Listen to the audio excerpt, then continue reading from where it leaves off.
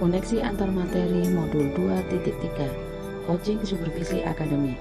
Saya Prihati, CGP Angkatan 9. Tujuan pembelajaran khusus. CGP menyimpulkan dan menjelaskan keterkaitan materi yang diperoleh dan membuat refleksi berdasarkan pemahaman yang dibangun selama modul 2 dalam berbagai media. Pemikiran reflektif pengalaman belajar. Coaching didefinisikan sebagai sebuah proses kolaborasi yang berfokus pada solusi, berorientasi pada hasil, dan sistematis, di mana coach memfasilitasi peningkatan atas performa kerja, pengalaman hidup, pembelajaran diri, dan pertumbuhan pribadi dari coach. Paradigma berpikir coaching antara lain: pertama, fokus pada coach atau rekan yang akan dikembangkan. Yang kedua, bersikap terbuka dan ingin tahu.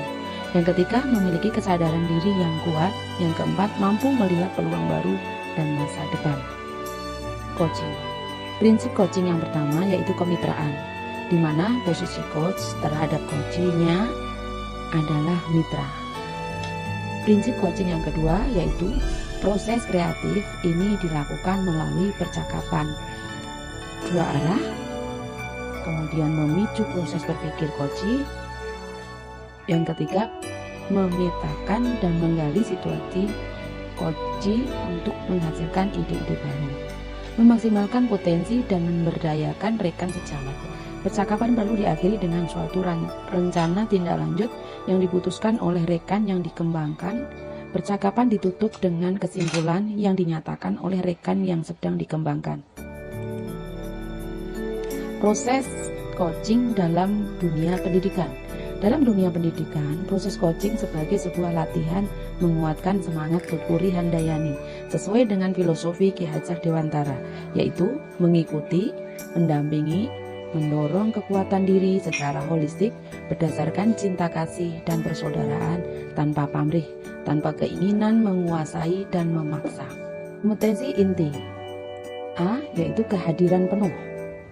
Kemampuan untuk bisa hadir utuh bagi coachee atau di dalam coaching.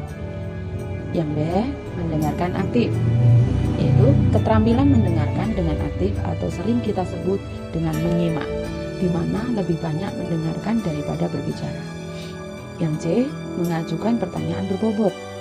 Ciri-ciri pertanyaan berbobot itu mengandung: 1. Hasil mendengarkan aktif. Yang kedua, membantu coachee membuat coachee mengingat atau merenung dan merangkai fakta sehingga dapat memahami apa yang terjadi pada dirinya. Yang ketiga, bersifat terbuka dan eksploratif, struktur kalimat terbuka. Yang keempat, diajukan di momen yang tepat. Mendengarkan dengan rasa. R, itu receive, yaitu perhatikan pembicara, terima semua ucapan dan dengarkan kata kunci. A, atau appreciate, beri sinyal Anda mendengarkan, oke, ya, mengangguk, kontak mata. Yang S, atau summaries, rangkum yang Anda tangkap, gunakan kata kunci. Jadi selanjutnya A, atau ask, ajukan pertanyaan untuk memperdalam. Percakapan berbasis coaching dengan alur tirta. Alur tirta di mana acuan umum sebuah alur percakapan coaching yang akan membantu peran coach dalam membuat percakapan coaching menjadi efektif dan bermakna. Alur tirta sendiri itu memiliki arti. T, itu tujuan. Tanyakan tujuan perencanaan apa yang ingin dicapai dengan program pengembangan atau kegiatan. I, identifikasi, yaitu potensi menggali hal-hal yang sudah ada yang bisa membantu keberhasilan. L, rencana aksi. Coach membantu coachee dalam memilah masalah yang sedang dihadapi. T, A, atau tanggung jawab. Komitmen coachee dalam menjawab pertanyaan coach dan menjalankan rencananya. Supervisi akademik dengan paradigma berpikir coaching. Dalam pelaksanaannya ada dua paradigma utama yang menjadi landasan kita menjalankan proses supervisi akademik yang memberdayakan. yakni paradigma pengembangan kompetensi yang berkelanjutan dan optimalisasi potensi setiap individu. Prinsip-prinsip supervisi akademik dengan paradigma berpikir coaching meliputi: 1. Kemitraan. Proses kolaboratif antara supervisor dan guru. Yang kedua, konstruktif, yaitu bertujuan mengembangkan kompetensi individu. Yang ketiga, terencana, reflektif, objektif, data atau informatif diambil berdasarkan sasaran yang sudah disepakati, berkesinambungan. Yang keempat yaitu komprehensif atau mencakup tujuan dari proses supervisi akademik. Tindak lanjut supervisi. Kegiatan supervisi akademik tidaklah berhasil saat rangkaian supervisi klinis selesai.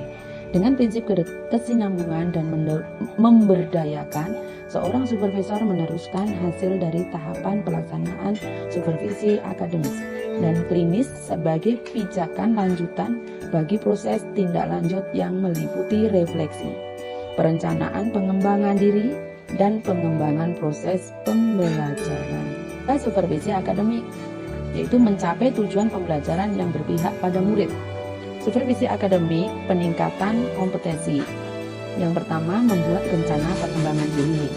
Yang selanjutnya, proses pembelajaran. Yang selanjutnya yaitu refleksi. Refleksi pembelajaran. Sebelum mempelajari modul 2.3, saya merasa bahwa supervisi memaksa saya untuk mengerjakan hal-hal yang saya anggap tidak penting. 1. Setelah saya mempelajari modul 2.3, serasa menemukan solusi yang baru dengan permasalahan yang muncul setiap tahunnya, sangat menyita waktu. Peran saya sebagai coach sangat tertantang ingin menerapkan coaching ini pada rekan sejawat dan peserta didik, karena melalui coaching akan membantu saya dalam memecahkan masalah pembelajaran yang akan saya padukan dengan gaya belajar anak, yaitu seperti berdiferensiasi, akan mudah selesai masalahnya.